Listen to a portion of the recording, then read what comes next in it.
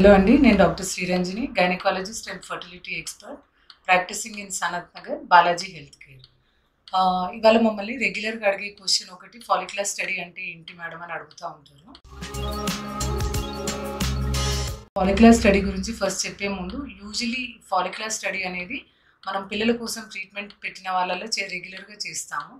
అదే ఐయుఐ అనుకోండి, నార్మల్ అంటే న్యాచురల్గా వాళ్ళు కన్సీవ్ అవ్వడానికి కూడా హెల్ప్ చేసే వాళ్ళకు కూడా ఈ ఫాలిక్యులర్ స్టడీ అనేది చేస్తాం. అంటే ఒక ఫాలిక్యుల్ గుడ్డు అనేది రెగ్యులర్గా ఇప్పుడు మనం మందులు ఇచ్చినా ఇవ్వకపోయినా వాళ్ళకి ఎంత పెరుగుతుంది, దాన్ని బట్టి ఒక ఎగ్ సైజ్ వచ్చిన తర్వాత ఇంజెక్షన్ అంటే ట్రిగ్గర్ ఇంజెక్షన్ అనేది ఇచ్చి భార్యాభర్తల్ని కలవమని చెప్తాము.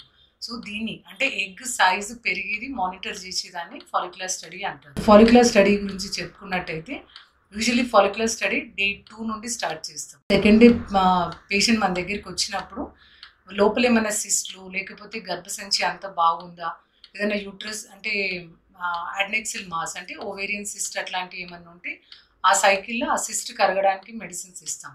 అలాంటి ఏం లేనప్పుడు డే 2 ఆర్ డే 3 నుండి మనం ఎగ్ రిలీజ్ అవ్వడానికి మెడిసిన్స్ ఇచ్చి గుడ్డు పెరుగుతుందా లేదా అన్నది మళ్ళీ 9th, 11th, 13th డే అంటే ఎవ్రీ డే మనకు ఎగ్ వచ్చేసి అరౌండ్ 2 to 3 mm పెరుగుతుంది.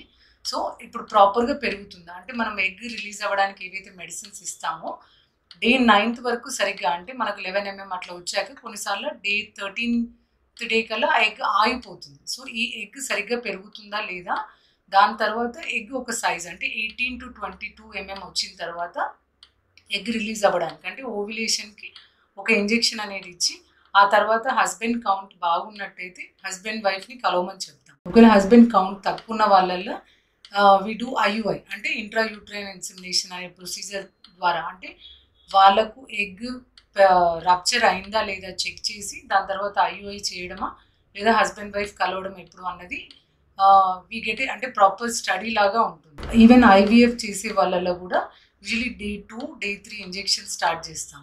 సో ఎగ్ ప్రాపర్గా అంటే పెరగాల్సినంత సైజ్ పెరుగుతుందా లేదా, ఏదైతే హార్మోన్ ఇంజెక్షన్స్ మనం ఇస్తామో ఆ ఇంజెక్షన్స్ డోస్ పెంచడమా తగ్గియడమా లేదా అంతే డోస్ సరిపోతుందా అంటే ఈ ఫాలిక్యుల్ మానిటర్ చేయడానికి కూడా ఈ ఫాలిక్యులర్ స్టడీ అనేది ఈవెన్ ఐవీఎఫ్ కేసెస్లో కూడా ఫాలిక్యులర్ స్టడీ అనేది జరుగుతుంది.